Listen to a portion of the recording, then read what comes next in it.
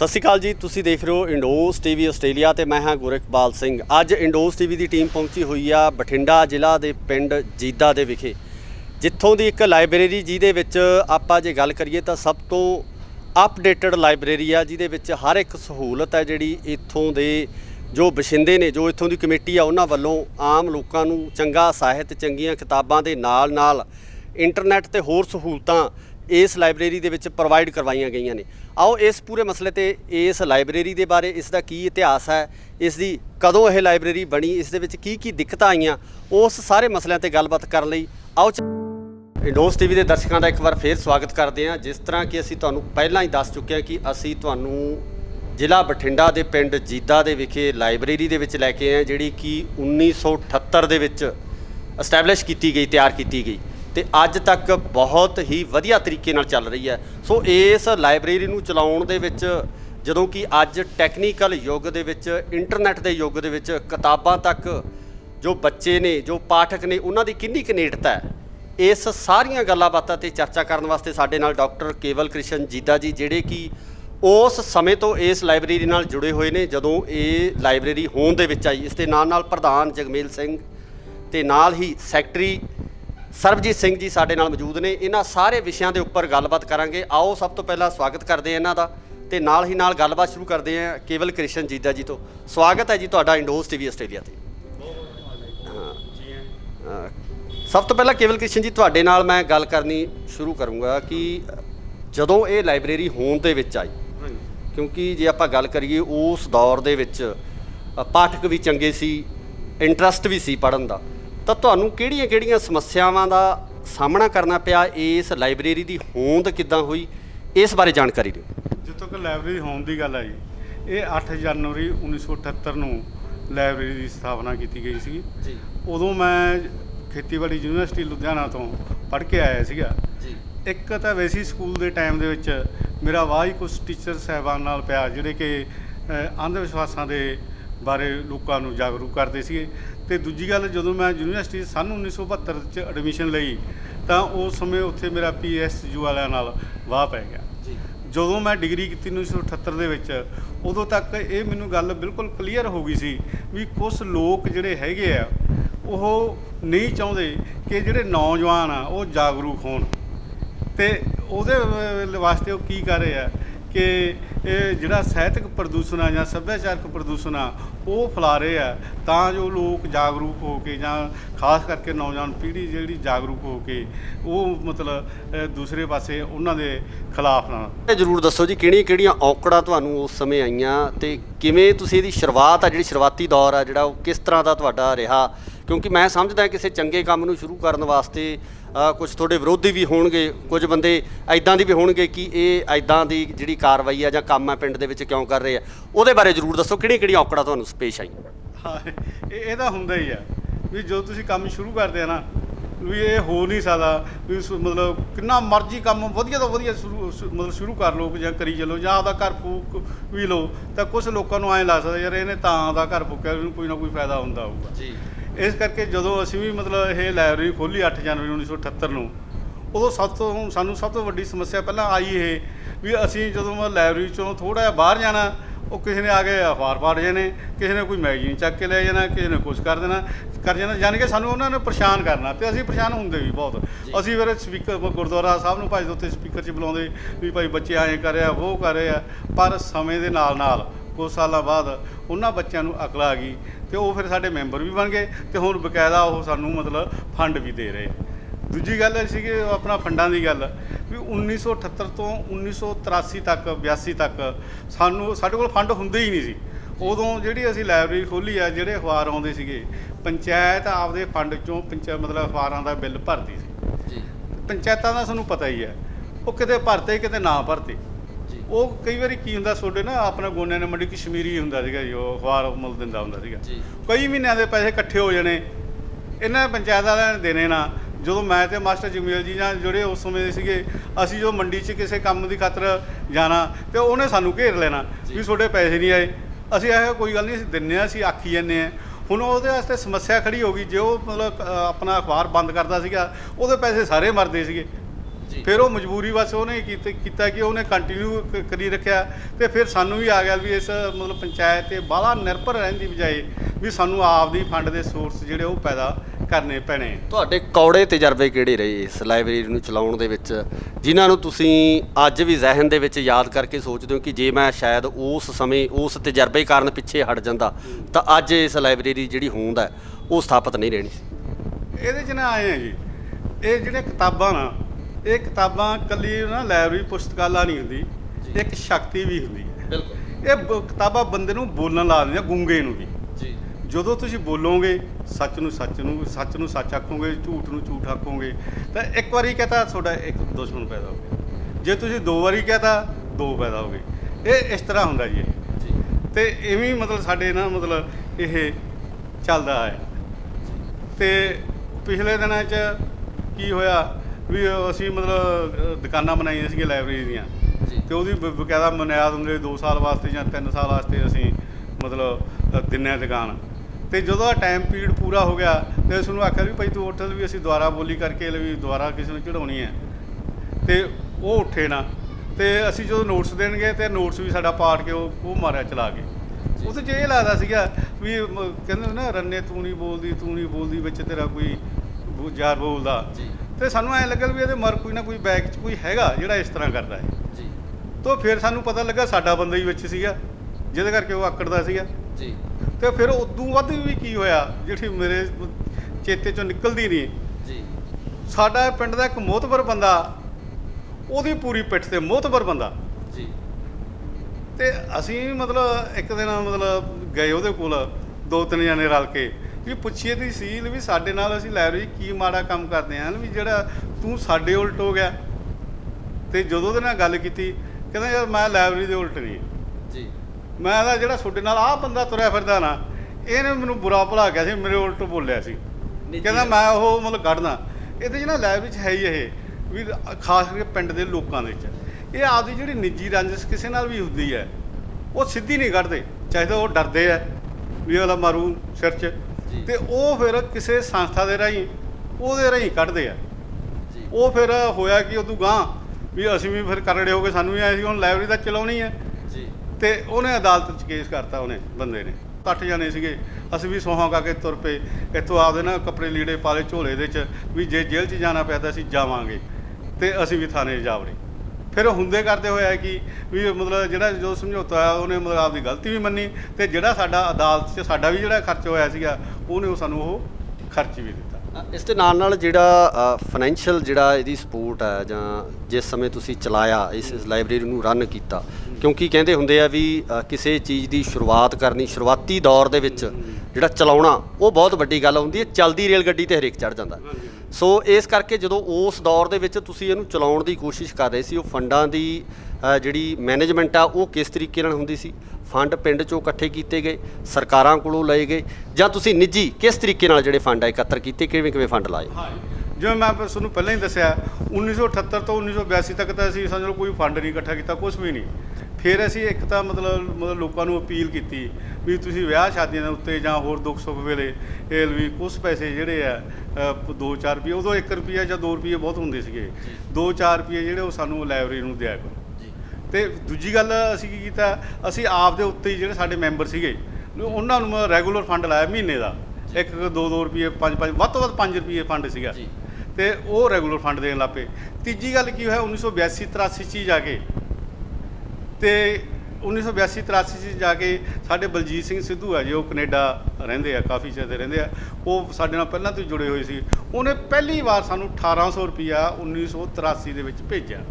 ਤੇ ਜਿਹਦੇ ਨਾਲ ਅਸੀਂ ਕੀਤਾ ਕਿ ਕਿਉਂਕਿ ਅਸੀਂ ਜਦੋਂ ਲਾਇਬ੍ਰੇਰੀ ਖੋਲ੍ਹੀ ਇੱਥੇ ਵੱਡੀ ਧਰਮਸ਼ਾਲਾ 'ਚ ਖੋਲ੍ਹੀ 1978 ਦੇ ਵਿੱਚ, ਤੇ 2 ਸਾਲਾਂ ਬਾਅਦ ਹੀ ਕੋਈ ਪਟਵਾਰੀ ਆ ਗਿਆ, ਤੁਹਾਨੂੰ ਪਤਾ ਹੀ ਹੈ ਪੰਚਾਇਤ ਦਾ, ਸਾਡੇ ਮਾਰੀ ਲੱਤ ਕਹਿੰਦੇ ਤੁਸੀਂ ਤਾਂ ਇੱਥੋਂ ਨਿਕਲੋ, ਚੱਕੂਆ ਦਾ ਡੰਡਾ ਡੇਰਾ।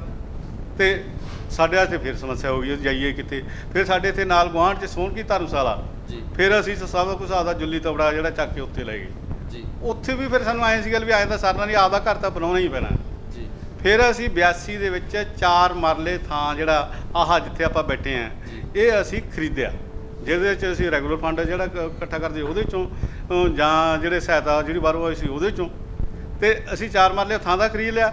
ਮੁੜ ਕੇ ਗਾਂ ਪਾਉਣ ਦੀ ਗੱਲ ਆ ਗਈ ਮੁੜ ਕੇ ਪਾਉਣ ਵੇਲੇ ਕੀ ਹੋਇਆ, ਸੰਨ 1985 ਦੇ ਵਿੱਚ ਅਸੀਂ 1 ਕਿੱਲਾ ਜ਼ਮੀਨ ਠੇਕੇ 'ਤੇ ਲਈ। ਉਦੋਂ ਨਾ ਇੱਕ ਨਰਮਾ ਚੱਲਿਆ ਸੀ, ਤੁਹਾਨੂੰ ਸ਼ਾਇਦ ਯਾਦ ਨਾ ਹੋਵੇ, ਤੁਹਾਡੀ ਉਮਰ ਥੋੜ੍ਹੀ ਆ, ਹਾਈਬ੍ਰਿਡ LH 900 ਜੀ, ਉਹਦਾ ਝਾੜ ਬਹੁਤ ਸੀ ਜੀ। ਉਹ ਅਸੀਂ ਕੀ ਕੀਤਾ, ਠੇਕੇ 'ਤੇ ਜ਼ਮੀਨ ਲੈ ਲਈ, LH 900 ਨਰਮਾ ਲਿਆ ਕੇ ਬੀਜਤਾ। ਤੇ ਅਸੀਂ ਵਾਹੀ ਗੁੱਡ ਦਾ ਕੀ ਕਰਦੇ ਸੀ, ਅਸੀਂ ਲਿਆ ਕੇ ਟਰੈਕਟਰ ਅਸੀਂ ਸੱਥ 'ਚ ਕਢਾ ਦਿੰਦੇ ਵੀ ਜੇ ਨਰਮਾ ਗੁੱਡੀਆਂ ਨੇ ਜਾਣਾ ਸੀਗਾ ਅਸੀਂ ਹੁੱਕਾ ਦੇ ਦਿੰਦੇ ਵੀ ਬਾਈ ਅੱਜ ਲਾਇਬ੍ਰੇਰੀ ਵਾਲਿਆਂ ਨੇ ਵੀ ਮਤਲਬ ਨਰਮਾ ਗੁੱਡੀਆਂ ਨਾਲ ਵੀ ਜਿਹਦੇ ਕੋਲ ਟਾਈਮ ਹੈਗਾ ਆਪਦੇ ਮਤਲਬ ਕਸੀਏ ਲੈ ਕੇ ਆ ਜਾਓ। ਤੇ ਮਿੰਟਾਂ 'ਚ ਦੇਖਦੇ ਅਸੀਂ 30-35 ਜਾਣੇ ਟਰਾਲੀ ਭਰ ਜਾਣੀ।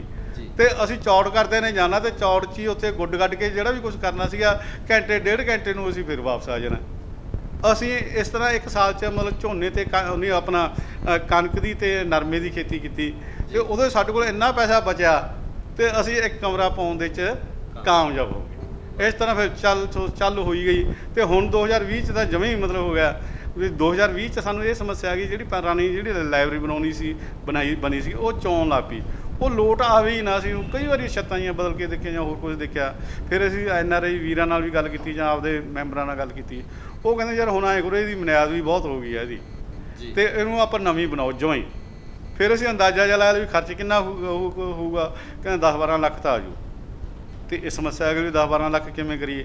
ਚਲੋ ਉਹ ਫਿਰ ਕਹਿੰਦੇ ਚੱਲ ਕੋਈ ਗੱਲ ਨਹੀਂ, ਤੁਸੀਂ ਕਹਿਣਾ ਸ਼ੁਰੂ ਕਰੋ ਸਹੀ ਇਹਨੂੰ ਜੀ। ਫਿਰ ਅਸੀਂ ਨਕਸ਼ਾ ਬਣਾਇਆ, ਉਹ ਕਹਿੰਦੇ 16-17 ਲੱਖ ਰੁਪਈਆ ਖਰਚ ਆਊ। ਅਸੀਂ ਚੱਲ ਕੋਈ ਗੱਲ ਨਹੀਂ। ਅਸੀਂ 2 ਮਹੀਨੇ ਮਿਮ ਚਲਾਈ, 2 ਮਹੀਨੇ ਜੀ।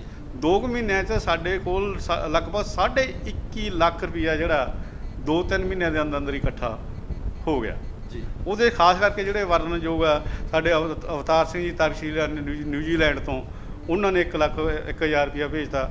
ਜਾਂ ਸਾਡੇ ਹੋਰ ਬਹੁਤ ਸਾਰੇ ਜਿਹੜੇ ਲਾਇਬ੍ਰੇਰੀ ਦੇ ਮੈਂਬਰ ਸੀਗੇ ਇੱਥੇ, ਉਹਨਾਂ ਨੇ ਆਪਦਾ ਲਹੂ ਪਸੀਨੇ ਦੀ ਕਮਾਈ ਲਈ ਪੂਰਾ ਜ਼ੋਰ ਲਾ ਕੇ 21,000 50,000 40,000 30,000 ਰੁਪਇਆ ਜਿੰਨਾ ਵੀ ਦੇ ਸਕਦੇ ਸੀਗੇ, ਜਿਵੇਂ ਜਗਸੀਰ ਜੀ ਦੇ ਵਰਗੇ ਸੀ ਜਾਂ ਕੋਈ ਵੀ ਸੀਗੇ, ਵੀ ਉਹਨਾਂ ਨੇ ਮਤਲਬ ਸਾਰਿਆਂ ਨੇ ਯੋਗਦਾਨ ਪਾਇਆ, ਜਿਹਦੇ ਕਰਕੇ 21.5 ਲੱਖ ਰੁਪਇਆ ਖਰਚ ਮਤਲਬ ਸਾਡੇ ਕੋਲ ਆਮਦਨ ਹੋ ਗਈ।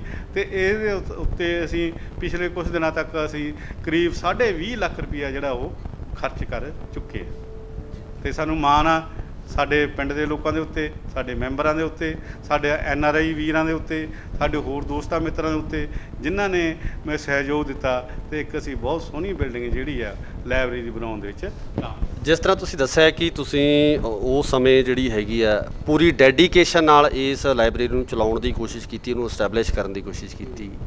ਅੱਜ ਜੋ ਸਾਥੀ ਤੁਹਾਡੇ ਨਾਲ ਨੇ, ਅੱਜ ਜਿਹੜੇ ਮੈਂਬਰ ਤੁਹਾਡੇ ਨਾਲ ਖੜ੍ਹੇ ਨੇ, ਉਨੀ ਸ਼ਿੱਦਤ ਨਾਲ, ਉਨੀ ਡੈਡੀਕੇਸ਼ਨ ਨਾਲ, ਉਸੇ ਜਜ਼ਬੇ ਨਾਲ ਤੁਰਦੇ ਆ। ਹਾਂ ਜੀ, ਉਹ ਜਜ਼ਬੇ ਨਾਲ ਤੁਰਦਾ। ਤੇ ਇੱਕ ਇਹ ਆ ਤੁਰਨਾ ਪੈਣਾ, ਜਿਹੜੀ ਵੱਡੀ ਗੱਲ ਹੈ ਨਾ, ਤੁਰਨਾ ਪੈਣਾ। ਕਿਉਂਕਿ ਜਿਵੇਂ ਜਿਵੇਂ ਤੁਸੀਂ ਅੱਗੇ ਵੱਧਦੇ ਆ ਉਵੇਂ ਮੁਸੀਬਤਾਂ ਨੂੰ ਵੱਧ ਮਤਲਬ ਕਿਸੇ ਨਾ ਕਿਸੇ ਲੁਕਵੇਂ ਰੂਪ ਵਿੱਚ ਜਾਂ ਕਿਵੇਂ ਨਾ ਕਿਵੇਂ ਉਹ ਤੁਹਾਨੂੰ ਫੇਸ ਕਰਨੀਆਂ ਪੈਂਦੀਆਂ ਜੀ। ਵੀ ਜੇ ਤੁਸੀਂ ਵਿਚਾਰਧਾਰਕ ਤੌਰ ਦੇ ਉੱਤੇ ਤਗੜੇ ਨਹੀਂ, ਵਿਚਾਰਧਾਰਕ ਤੌਰ ਦੇ ਉੱਤੇ ਵੀ ਤੁਸੀਂ ਲਾਇਬ੍ਰੇਰੀ ਖੋਲ੍ਹੀ ਕਿਉਂ, ਇਹਦਾ ਮਕਸਦ ਕੀ ਹੈ, ਤੇ ਉਹਦੇ ਪ੍ਰਤੀ ਤੁਹਾਨੂੰ ਪੂਰੀ ਸਪਸ਼ਟਤਾ ਨਹੀਂ, ਤੇ ਤੁਸੀਂ ਪੂਰੀ ਤਰ੍ਹਾਂ ਉਹਦੇ ਦ੍ਰਿੜਤਾ ਨਹੀਂ ਤੁਹਾਡੇ 'ਚ ਕੰਟੀਨਿਊਟੀ ਨਹੀਂ, ਫੇਰ ਨਹੀਂ ਚੱਲ ਸਕਦੀ ਇਹ।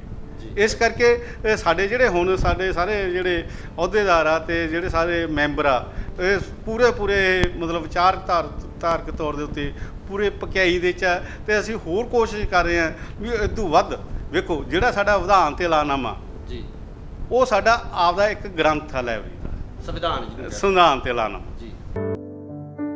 ਜਗਮੇਲ ਸਿੰਘ ਜੀ, ਤੁਸੀਂ ਇਸ ਲਾਇਬ੍ਰੇਰੀ ਦੇ ਮੌਜੂਦਾ ਪ੍ਰਧਾਨ ਹੋ। ਜਿਹੜਾ ਇਹਦਾ ਸਟਰਕਚਰ ਆ ਹੁਣ, ਜਿਹੜਾ ਸਟਰਕਚਰ ਤੁਸੀਂ ਬਣਾਇਆ ਹੋਇਆ ਇਹਨੂੰ ਰਨ ਕਰਨ ਵਾਸਤੇ, ਚਲਾਉਣ ਵਾਸਤੇ, ਉਹ ਕਿਸ ਤਰੀਕੇ ਨਾਲ ਕੰਮ ਕਰਦਾ, ਉਹਦਾ ਸੰਵਿਧਾਨਕ ਢਾਂਚਾ ਜਿਹੜਾ, ਉਹਦੇ ਬਾਰੇ ਜਾਣਕਾਰੀ ਥੋੜ੍ਹੀ ਦਿਓ। ਜ਼ਰੂਰ ਜੀ, ਬਹੁਤ, ਕਿਉਂਕਿ ਲੰਮਾ ਸਮਾਂ ਲਾਇਬ੍ਰੇਰੀ ਦਾ ਮਤਲਬ ਚੱਲਣਾ ਹੈ ਜਿਹੜਾ, ਉਹਦਾ ਕਾਰਨ ਹੀ ਹੈ ਕਿ ਅਸੀਂ ਇੱਕ ਚੌਖਟੇ ਦੇ ਵਿੱਚ ਲਾਇਬ੍ਰੇਰੀ ਨੂੰ ਬੰਨ੍ਹਿਆ ਹੋਇਆ ਹੈਗਾ।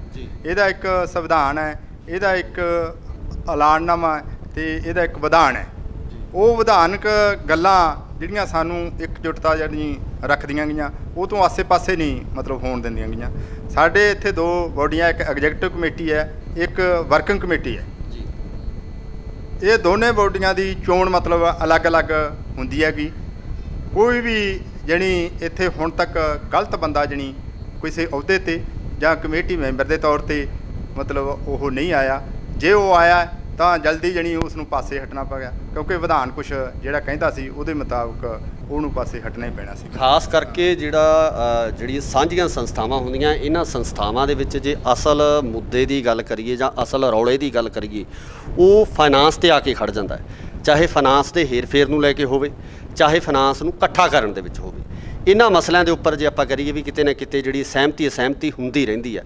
ਤੁਹਾਨੂੰ ਕਿਤੇ ਇਸੇ ਤਰ੍ਹਾਂ ਦੀ ਕੋਈ ਸਮੱਸਿਆ ਸਾਹਮਣੇ ਆਈ ਤੁਹਾਡੇ ਕਾਰਜਕਾਲ ਦੇ ਦੌਰਾਨ ਕਿ ਫਾਈਨਾਂਸ ਨੂੰ ਲੈ ਕੇ ਕਿਸੇ ਬੰਦੇ ਨੇ ਕੋਈ ਇੱਦਾਂ ਦੀ ਹਰਕਤ ਕੀਤੀ ਹੋਵੇ ਜਿਹਦੇ ਕਰਕੇ ਤੁਹਾਨੂੰ ਨਮੋਸ਼ੀ ਦਾ ਸਾਹਮਣਾ ਕਰਨਾ ਪਿਆ ਹੋਵੇ, ਜਾਂ ਫਾਈਨਾਂਸ ਨੂੰ ਲੈ ਕੇ ਇਕੱਤਰ ਕਰਨ ਦੇ ਵਿੱਚ ਤੁਹਾਨੂੰ ਕੋਈ ਦਿੱਕਤ ਆਈ ਹੋਵੇ? ਇਸ ਸੰਬੰਧ ਦੇ ਵਿੱਚ ਅਜੇ ਤੱਕ ਸਾਨੂੰ ਕੋਈ ਵੀ ਦਿੱਕਤ ਨਹੀਂ। ਪੂਰੀ ਟਰਾਂਸਪੇਰੈਂਸੀ ਹੈ ਸਾਡੀ, ਮਤਲਬ ਪੂਰਾ ਵਧੀਆ ਢੰਗ ਦੇ ਨਾਲ ਅਸੀਂ ਇੱਕ ਨਵੇਂ ਪੈਸੇ ਦਾ ਮਤਲਬ ਹਿਸਾਬ ਕਿਤਾਬ ਰੱਖਦੇ ਹਾਂ ਤੇ ਉਹਨਾਂ ਨੂੰ ਹਾਈਲਾਈਟ ਕਰਦੇ ਹੀ ਰਹਿੰਦੇ ਹਾਂ ਹਰ ਵਕਤ।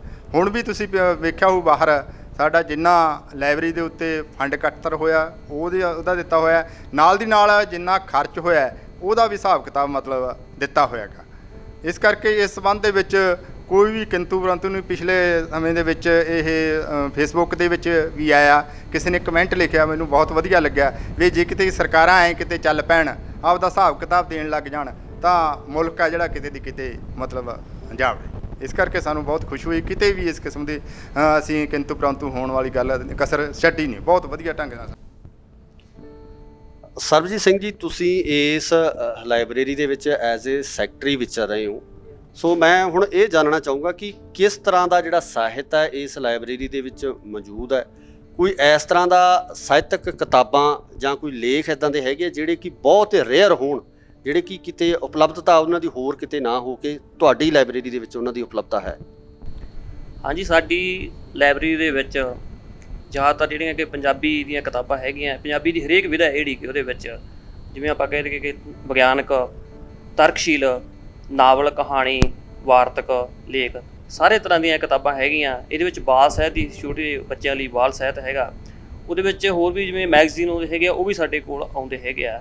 ਕਾਫੀ ਕਿਤਾਬਾਂ, ਮੈਨੂੰ ਨਹੀਂ ਲੱਗਦਾ ਕਿ ਕੋਈ ਕਿਤਾਬ ਹੋਊਗੀ ਜਿਹੜੀ ਕਿ ਸਾਡੇ ਕੋਲੇ ਨਹੀਂ ਹੋਏਗੀ। ਤਕਰੀਬਨ ਸਾਰੀਆਂ ਕਿਤਾਬਾਂ ਸਾਡੇ ਕੋਲੇ ਜਿਹੜੀਆਂ ਕਿ ਪੰਜਾਬੀ ਦੀਆਂ ਖਾਸ ਕਰਕੇ ਇਸ ਲਾਇਬ੍ਰੇਰੀ ਦੇ ਵਿੱਚ ਉਪਲਬਧ ਹੈਗੀਆਂ।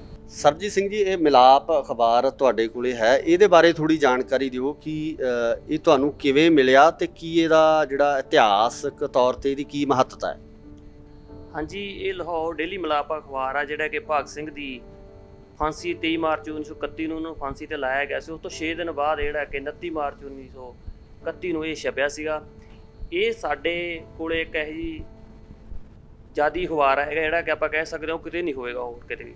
ਇਸ ਤਰ੍ਹਾਂ ਰੇਅਰ ਚੀਜ਼ ਹੈਗੀ ਹੈ। ਇਹ ਸਾਡੇ ਲਾਇਬ੍ਰੇਰੀ ਨਾਲ ਜੁੜੇ ਹੋਏ ਸਾਡੇ ਜਿਹੜੇ ਕਿ ਉਹ ਲੈਕਚਰਰ ਮਨਦੀਪ ਸਿੰਘ ਜੀਦਾ ਜੀ ਵੱਲੋਂ ਆ, ਉਹਨਾਂ ਨੇ ਸਾਨੂੰ ਇਹ ਲਾਇਬ੍ਰੇਰੀ ਨੂੰ ਭੇਟ ਕੀਤਾ ਹੈ। 20 ਸਤੰਬਰ 2008 ਨੂੰ ਭੇਟ ਕੀਤਾ ਗਿਆ। ਇਹਦੇ ਵਿੱਚ ਭਗਤ ਸਿੰਘ ਦੀਆਂ ਤਸਵੀਰਾਂ ਹੈਗੀਆਂ, ਜਿਵੇਂ ਆਪਾਂ ਰਾਜਗੁਰੂ, ਜਤਿੰਦਰਨਾਥ, ਭਗਤ ਸਿੰਘ ਦੀ ਪੜ੍ਹਨ ਵਾਲੀ ਤਸਵੀਰ ਹੈ, ਭਗਤ ਸਿੰਘ ਦੀ ਸੰਸਕਾਰ ਕਰਨ ਵੇਲੇ ਦੀ ਜਿਹੜੀ ਕਿ ਉੱਥੇ ਸਤਲੁਜ ਦੇ ਕੰਢੇ ਤੋਂ ਸੰਸਕਾਰ ਕੀਤਾ ਗਿਆ, ਜਿਹੜੀ ਵੱਡੀ ਤਸਵੀਰ ਹੈਗੀ ਆ। ਉਹਦੇ ਵਿੱਚ ਪਾਸੇ ਉਹਦੇ ਇਰਦ ਗਿਰਦ ਜਿਹੜੇ ਲੋਕ ਖੜੇ ਹੈਗੇ ਆ, ਉਹਨਾਂ ਦੀ ਇਹ ਤਸਵੀਰ ਹੈਗੀ ਹੈ। ਉਹਨਾਂ ਦੀ ਮਾਤਾ ਦੀ, ਉਹਨਾਂ ਦੀ ਭੈਣ ਦੀ, ਸਾਰੀਆਂ ਜਿਹੜੀਆਂ ਕਿ ਉਹਨਾਂ ਦੀ ਤਸਵੀਰਾਂ ਛਪੀਆਂ ਹੋਈਆਂ ਹੈਗੀਆਂ। ਤੇ ਅਸੀਂ ਇਹਨੂੰ ਬਹੁਤ ਹੀ ਚੰਗੀ ਤਰ੍ਹਾਂ ਜਿਹੜਾ ਸੰਭਾਲ ਕੇ ਰੱਖਿਆ ਹੋਇਆ। ਅਸੀਂ ਮੰਨਦੇ ਸਾਡੀ ਲਾਇਬ੍ਰੇਰੀ ਦਾ ਬਹੁਤ ਹੀ ਅਹਿਮ ਦਸਤਾਵੇਜ਼ ਹੈਗਾ ਜਿਹੜਾ ਕਿ ਸਾਨੂੰ ਕਿਤੇ ਵੀ ਨਹੀਂ ਹੋ ਸਕਦਾ ਸੀ। ਅਸੀਂ ਇਹ ਕਹਿੰਦੇ ਹਾਂ ਸਾਡੇ ਪੰਜਾਬ ਦੇ ਵਿੱਚ ਖਾਸ ਕਰਕੇ ਨਹੀਂ ਹੋਵੇਗਾ ਸਾਡੀ ਲਾਇਬ੍ਰੇਰੀ ਦੇ ਕੋਲ ਜਿਹੜੀ ਕਿ ਦਸਤਾਵੇਜ਼ ਇਹ ਅਸਲ ਅਖਬਾਰ ਹੈ ਜੀ, ਜਿਹੜਾ ਅਸਲ ਅਖਬਾਰ ਦੇ ਤੌਰ ਤੇ ਤੁਹਾਡੇ ਕੋਲ ਹੈ? ਹਾਂਜੀ, ਬਿਲਕੁਲ ਅਸਲ ਅਖਬਾਰ ਹੈ ਜੀ। ਇਹ ਵੀ ਕਿਸੇ ਸਾਡੇ ਜੋ ਪਹਿਲਾਂ ਜ਼ਿਕਰ ਕਰ ਸਕਦੇ ਹਾਂ ਲੈਕਚਰਰ ਮਨਦੀਪ ਸਿੰਘ ਜੀ, ਉਹਨਾਂ ਦੇ ਫਾਦਰ ਸਾਹਿਬ ਜਾਂ ਉਹਨਾਂ ਦੇ ਘਰੇ ਸੀਗਾ, ਉਹ ਪੜ੍ਹਦੇ ਸੀ, ਉਹਨਾਂ ਨੇ ਸਾਨੂੰ ਇਹ ਸਪੈਸ਼ਲ ਭੇਟ ਕੀਤਾ ਜੀ। ਇਹ ਤਾਂ ਮੈਂ ਸਮਝਦਾ ਕਿ ਇੱਕ ਬਹੁਤ ਵੱਡਾ ਜਿਹੜਾ ਅਣਮੁੱਲਾ ਖਜ਼ਾਨਾ ਇਸ ਲਾਇਬ੍ਰੇਰੀ ਦਾ ਕਹਿ ਸਕਦੇ ਹੋ, ਕਿਉਂਕਿ ਸਾਡੇ ਸ਼ਹੀਦਾਂ ਦੀ ਯਾਦ ਦੇ ਵਿੱਚ ਜਾਂ ਉਸ ਸਮੇਂ ਜਿਹੜੇ ਤੱਥ ਅਖਬਾਰਾਂ ਵੱਲੋਂ ਪੇਸ਼ ਕੀਤੇ ਗਏ, ਉਹ ਜਿਹੜੇ ਅੱਜ ਵੀ ਅਸੀਂ ਸਾਂਭ ਕੇ ਰੱਖੇ ਹੋ। ਹੋਰ ਇਹਦੇ ਵਿੱਚ ਜਿਹੜੀਆਂ ਹੋਰ ਤਸਵੀਰਾਂ, ਉਹਦੇ ਬਾਰੇ ਵੀ ਥੋੜ੍ਹੀ ਤੁਸੀਂ ਜਾਣਕਾਰੀ ਹੈ ਜਿਹੜੀ ਉਹ ਸਾਨੂੰ ਦਿਓ। ਹਾਂਜੀ, ਇਹਨਾਂ ਦੇ ਕੁਛ ਪਰਿਵਾਰ ਦੇ ਜਿਵੇਂ ਅਰਜਨ ਸਿੰਘ ਜੀ, ਉਹਨਾਂ ਦਾ ਦਾਦਾ ਦੀ ਤਸਵੀਰ ਹੈਗੀ ਹੈ ਜਿਹੜੀ ਕਿ 10 ਨੰਬਰ ਤੇ ਲੱਗੀ ਹੋਈ ਹੈਗੀ ਹੈ।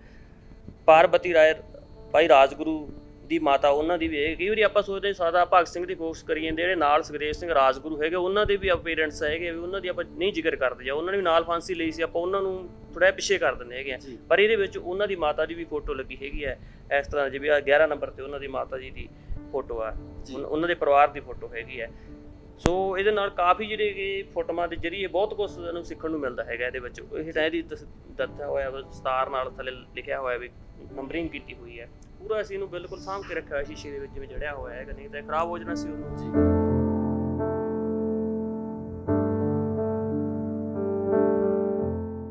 ਸਾਹਿਤ ਦੇ ਵਿੱਚ ਜੇ ਆਪਾਂ ਗੱਲ ਕਰੀਏ ਤਾਂ ਇਸ ਲਾਇਬ੍ਰੇਰੀ ਦੇ ਵਿੱਚ ਸਭ ਤੋਂ ਜ਼ਿਆਦਾ ਪੜ੍ਹਿਆ ਜਾਣ ਵਾਲਾ ਸਾਹਿਤ ਆ ਉਹ ਕਿਸ ਤਰ੍ਹਾਂ ਦਾ ਹੈ ਤੁਹਾਡੇ ਪਿੰਡ ਦੇ ਵਿੱਚ, ਕਿਉਂਕਿ ਲੋਕਲ ਵਸਿੰਦੇ ਆ, ਤੇ ਉਹਨਾਂ ਵੱਲੋਂ ਕਿਸ ਤਰੀਕੇ ਦਾ ਸਾਹਿਤ ਦੇ ਵਿੱਚ ਜ਼ਿਆਦਾ ਰੁਚੀ ਦਿਖਾਈ ਜਾਂਦੀ ਹੈ, ਉਹ ਥੋੜੀ ਜੀ ਜਾਣਕਾਰੀ ਜ਼ਰੂਰ ਦਿਓ। ਹਾਂਜੀ ਸਰ, ਹਰ ਤਰ੍ਹਾਂ ਦਾ ਜਿਹੜੀ ਸਾਹਿਤ ਉਹ ਇੱਥੇ ਪੜ੍ਹਿਆ ਜਾਂਦਾ ਹੈਗਾ। ਜ਼ਿਆਦਾ ਵਿਗਿਆਨਕ ਸਾਹਿਤ ਜਿਹੜਾ ਉਹ ਵੀ ਬਹੁਤ ਮਾਤਰਾ ਹੈਗਾ, ਕ੍ਰਾਂਤੀਕਾਰੀ ਸਾਹਿਤ ਹੈਗਾ, ਜਿਵੇਂ ਖਾਸ ਕਰਕੇ ਭਾਗ ਸਿੰਘ, ਕਰਤਾਰ ਸਿੰਘ ਸਰਾਭਾ, ਊਧਮ ਸਿੰਘ ਦੀਆਂ ਕਿਤਾਬਾਂ ਹੈਗੀਆਂ, ਨੌਜਵਾਨ ਉਹ ਪੜ੍ਹ ਕੇ ਖੁਸ਼ ਹੈਗੇ ਆ। ਜਿਹੜੇ ਹੋਰ ਉਸ ਤੋਂ ਕੋਈ ਵੱਡੀ ਉਮਰ ਦੇ ਹੈਗੇ ਆ ਜਾਂ ਬਜ਼ੁਰਗ ਕਹਿ ਲਓ ਵੀ ਉਹ ਹੋਰ ਕਹਾਣੀਆਂ ਦੀਆਂ ਕਿਤਾਬਾਂ ਜਾਂ ਲੇਖ ਵਗੈਰਾ, ਵਾਰਤਕ ਹੈ ਜਿਹੜੀ, ਉਹਦੇ ਵੱਲ ਵੀ ਜੁੜੇ ਹੋਏ ਆ। ਜਿਵੇਂ ਬੱਚੇ ਹੈਗੇ ਉਹ ਬਾਲ ਸਾਹਿਤ ਵੱਲ ਹੈਗੇ ਆ, ਉਹ ਬਾਲ ਸਾਹਿਤ ਨੂੰ ਪੜ੍ਹਨਾ ਪਸੰਦ ਕਰਦੇ ਆ, ਕਿਉਂਕਿ ਉਹਨੇ ਸਮਝ ਉਸ ਛੋਟੀ ਹੁੰਦੀ ਹੈ, ਹੌਲੀ ਹੌਲੀ ਹੋਰ ਵੱਡੇ ਵੱਲ ਚਲੇ ਜਾਣਗੇ। ਜਦੋਂ ਅਸੀਂ ਗਾਈਡ ਕਰਾਂਗੇ ਲਾਇਬ੍ਰੇਰੀ ਦੇ ਵਿੱਚ, ਲਾਇਬ੍ਰੇਰੀ ਨੇ ਗਾਈਡ ਕਰੇਗਾ ਜਾਂ ਸਾਡਾ ਕੋਈ ਵੀ ਲਾਇਬ੍ਰੇਰੀ ਦਾ ਮੈਂਬਰ ਗਾਈਡ ਕਰੇਗਾ, ਉਹਨੂੰ ਸਾਹਿਤ ਬਾਰੇ ਦੱਸੇਗਾ, ਤਾਂ ਉਹ ਸਟੈਪ ਬਾਈ ਸਟੈਪ ਅੱਗੇ ਚਲੇ ਜਾਣਗੇ।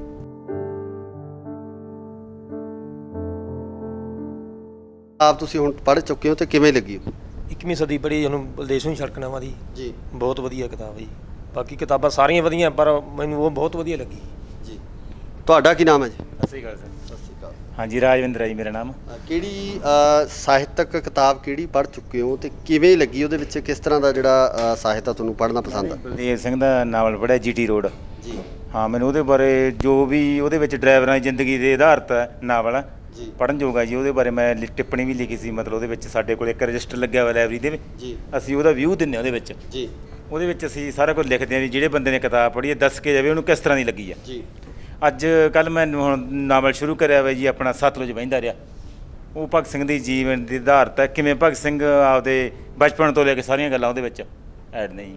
ਬਹੁਤ ਵਧੀਆ ਲੱਗਿਆ ਜੀ। ਬਹੁਤ ਵਧੀਆ। ਤੁਹਾਡਾ ਕੀ ਨਾਮ ਹੈ ਜੀ? ਮੇਰਾ ਨਾਮ ਦਲਜੀਤ ਸਿੰਘ ਹੈ ਜੀ।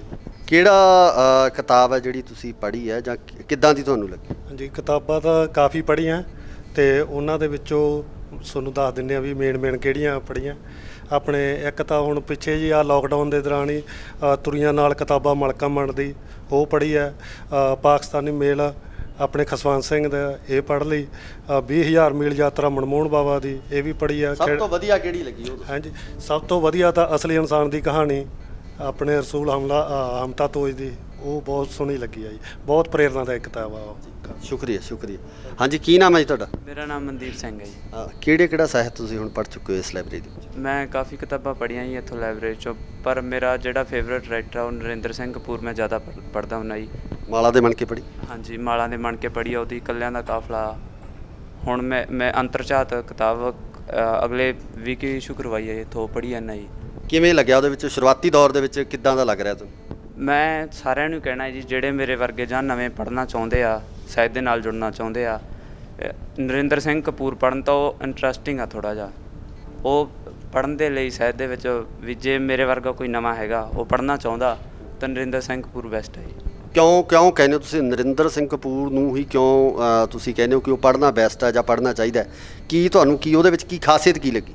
ਮੈਨੂੰ ਉਹਦੀਆਂ ਗੱਲਾਂ ਬਹੁਤ ਵਧੀਆ ਲੱਗੀਆਂ ਜੀ। ਵੈਸੇ ਵੀ ਸੌਖੇ ਤਰੀਕੇ ਨਾਲ ਬਹੁਤ ਸਰਲ ਗੱਲਾਂ ਸਮਝਾਉਂਦੇ ਆ ਜੀ ਉਹ। ਕਈ ਤਾਂ ਕਹਿੰਦੇ ਜੀ, ਕਹਿੰਦੇ ਨਰਿੰਦਰ ਸਿੰਘ ਕਪੂਰ ਜੋ ਲਿਖਦੇ ਨੇ ਉਹ ਕਿਤੇ ਨਾ ਕਿਤੇ ਕਈ ਵਾਰੀ ਸਮਝ ਤੋਂ ਪਰੇ ਦੀ ਗੱਲ ਹੋ ਜਾਂਦੀ ਹੈ, ਜਾਂ ਜਿਹੜੀਆਂ ਜ਼ਮੀਨੀ ਹਕੀਕਤ 'ਤੇ ਜਿਹੜੀਆਂ ਉਹ ਗੱਲਾਂ ਉਹ ਕਈ ਵਾਰੀ ਸਾਰਥਕ ਨਹੀਂ ਹੁੰਦੀਆਂ ਜਾਂ ਸਮਝ ਦੇ ਕਾਬਲ ਨਹੀਂ ਹੁੰਦੀਆਂ। ਨਹੀਂ ਜੀ, ਪਰ ਜਿੱਥੋਂ ਤੱਕ ਮੈਨੂੰ ਪਤਾ ਕਹਿੰਦੇ ਹੋਣਗੇ, ਪਰ ਜਿੱਥੋਂ ਤੱਕ ਮੈਨੂੰ ਪਤਾ ਵੀ ਮੈਂ ਪੜ੍ਹਦਾਗਾ ਵਧੀਆ। ਨਹੀਂ, ਪੜ੍ਹਨਾ ਚਾਹੀਦਾ, ਚੰਗੀ ਹੈ, ਬਹੁਤ ਸੋਹਣੀ ਲਿਖਣੀ ਉਹਨਾਂ ਦੀ। ਹਾਂਜੀ, ਕੀ ਨਾਮ ਹੈ ਤੁਹਾਡਾ? ਹਾਂਜੀ, ਤੁਸੀਂ ਕਿਹੜਾ ਜਿਹੜਾ ਸਾਹਿਤ ਇੱਥੋਂ ਪੜ੍ਹ ਚੁੱਕੇ ਹੋ? ਕਿਹੜੀ ਕਿਤਾਬ ਜਿਹੜੀ ਪੜ੍ਹੀ? ਅੱਛਾ, ਚਲੋ ਠੀਕ ਹੈ ਜੀ। ਤੁਹਾਡਾ ਕੀ ਨਾਮ ਹੈ ਜੀ? ਮੇਰਾ ਨਾਮ ਗੁਰਵਿੰਦਰ ਸਿੰਘ ਹੈ ਜੀ। ਕਿਤਾਬਾਂ ਦਾ ਆਪਣੇ ਬਾਰੇ ਦੱਸੋ। ਮੇਰਾ ਨਾਮ ਗੁਰਵਿੰਦਰ ਸਿੰਘ ਹੈ ਜੀ। ਜੀ। ਅਤੇ ਕਿਤਾਬਾਂ ਤਾਂ ਕਾਫੀ ਪੜ੍ਹੀਆਂ, ਲੇਕਿਨ ਮੈਨੂੰ ਮੋਟੀਵੇਸ਼ਨ ਜਿਹੜੀ ਹੈਗੀ ਆ, ਮੈਂ ਕਿਤਾਬ ਪੜ੍ਹੀ ਸੀ ਚਿੱਤ ਤੁਹਾਡੀ ਜੀ। ਅਤੇ ਉਹਦੇ ਵਿੱਚ ਕਾਫੀ ਮਤਲਬ ਜਿਹੜਾ ਕੋਈ ਬੰਦਾ ਨੈਗੇਟਿਵ ਹੋ ਜਾਂਦਾ, ਵੀ ਜਿਹੜਾ ਕਹਿੰਦਾ ਮੈਂ ਕੁਛ ਕਰ ਨਹੀਂ ਸਕਦਾ, ਉਹ ਪੜ੍ਹ ਕੇ ਥੋੜ੍ਹਾ ਜਿਹਾ ਬੰਦੇ 'ਚ ਮੋਟੀਵੇਸ਼ਨ ਮਿਲਦੀ ਹੈ। ਮੈਨੂੰ ਕਿਤਾਬ ਬਹੁਤ ਵਧੀਆ ਲੱਗੀ। ਹੋਰ ਕੋਈ ਕਿਸੇ ਰਾਈਟਰ ਦਾ ਨਾਮ ਜਾਂ ਕਿਸੇ ਕਿਤਾਬ ਦਾ ਨਾਮ ਲੈਣਾ ਚਾਹੋਗੇ ਜਿਹੜੀ ਤੁਹਾਨੂੰ ਚੰਗੀ ਲੱਗੀ? ਸਰ ਸ਼ਿਵ ਖੇੜਾ ਦੀ ਮੈਂ ਤਾਂ ਮਤਲਬ ਜ਼ਿਆਦਾ ਹੀ ਉਹ ਕਰਦਾ ਜੀ। ਸੋ ਇੱਥੇ ਇਸ ਲਾਇਬ੍ਰੇਰੀ ਦੇ ਜੋ ਅਹੁਦੇਦਾਰ ਨੇ, ਜੋ ਨੁਮਾਇੰਦੇ ਨੇ, ਉਹਨਾਂ ਨਾਲ ਅਸੀਂ ਗੱਲਬਾਤ ਕੀਤੀ ਹੈ। ਇਸ ਲਾਇਬ੍ਰੇਰੀ ਦੇ ਸਾਰੇ ਸਟਰਕਚਰ ਬਾਰੇ ਇਹਨਾਂ ਨੇ ਜਾਣਕਾਰੀ ਦਿੱਤੀ ਹੈ ਕਿ ਕਿੰਨਾ ਮੁਸੀਬਤਾਂ ਦੇ ਵਿੱਚੋਂ ਲੰਘ ਕੇ, ਕਿੰਨਾ ਔਕੜਾਂ ਦੇ ਵਿੱਚੋਂ ਲੰਘ ਕੇ ਅੱਜ ਇਹ ਲਾਇਬ੍ਰੇਰੀ ਜਿਹੜੇ ਇੱਕ ਸਕਸੈਸਫੁਲ ਤਰੀਕੇ ਨਾਲ, ਵਧੀਆ ਤਰੀਕੇ ਨਾਲ ਚੱਲ ਰਹੀ ਹੈ।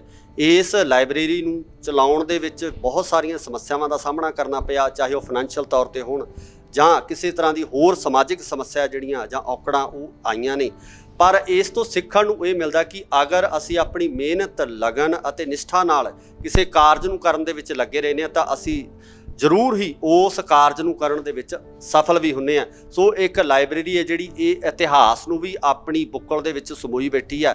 ਸਾਹਿਤ ਦੇ ਨਾਲ ਨਾਲ ਐਸੇ ਤਰ੍ਹਾਂ ਦੀਆਂ ਵਿਲੱਖਣ ਚੀਜ਼ਾਂ ਜਿਹੜੀਆਂ ਕਿ ਸਾਡੇ ਸ਼ਹੀਦਾਂ ਨਾਲ ਜੁੜੀਆਂ ਹੋਈਆਂ ਉਹਨਾਂ ਨੂੰ ਵੀ ਆਪਣੀ ਬੁੱਕਲ ਦੇ ਵਿੱਚ ਇਸ ਲਾਇਬ੍ਰੇਰੀ ਨੇ ਸਮੋਇਆ ਹੋਇਆ। ਅਸੀਂ ਚਾਹੁੰਦੇ ਹਾਂ ਕਿ ਪਿੰਡ-ਪਿੰਡ ਇਸ ਤਰ੍ਹਾਂ ਦੀਆਂ ਲਾਇਬ੍ਰੇਰੀਆਂ ਖੋਲ੍ਹਣ, ਪਿੰਡ-ਪਿੰਡ ਇਸ ਤਰ੍ਹਾਂ ਦੇ ਸਾਹਿਤ ਵੰਡਣ ਵਾਲੇ ਜਿਹੜੇ ਲੋਕ ਆ ਉਹ ਪੈਦਾ ਹੋਣ, ਤਾਂ ਜੋ ਸਾਡੇ ਪਿੰਡਾਂ ਦੇ ਵਿੱਚ ਸਾਡੇ ਜੋ ਭਰਾ ਨੇ, ਜੋ ਕਿਸਾਨ ਨੇ, ਮਜ਼ਦੂਰ ਨੇ, ਉਹ ਵੀ ਸਾਹਿਤ ਨਾਲ ਜੁੜ ਕੇ ਆਪਣੀਆਂ ਜ਼ਿੰਮੇਵਾਰੀਆਂ ਤੇ ਆਪਣੀਆਂ ਜੋ ਫਰਜ਼ ਨੇ ਤੇ ਉਹਨਾਂ ਦੇ ਜੋ ਹੱਕ ਨੇ ਉਹਨਾਂ ਹੱਕਾਂ ਪ੍ਰਤੀ ਜਾਗਰੂਕ ਹੋਣ। ਸੋ ਇਸੇ ਤਰ੍ਹਾਂ ਦੀਆਂ ਹੋਰ ਵਿਸ਼ੇਸ਼ ਵਿਲੱਖਣ ਗੱਲਾਂ ਤੁਹਾਡੇ ਸਾਹਮਣੇ ਲੈ ਕੇ ਪੇਸ਼ ਹੁੰਦੇ ਰਵਾਂਗੇ। ਜੁੜੇ ਰਹੋ ਇੰਡੋਜ਼ ਟੀਵੀ ਆਸਟ੍ਰੇਲੀਆ ਨਾਲ। ਧੰਨਵਾਦ।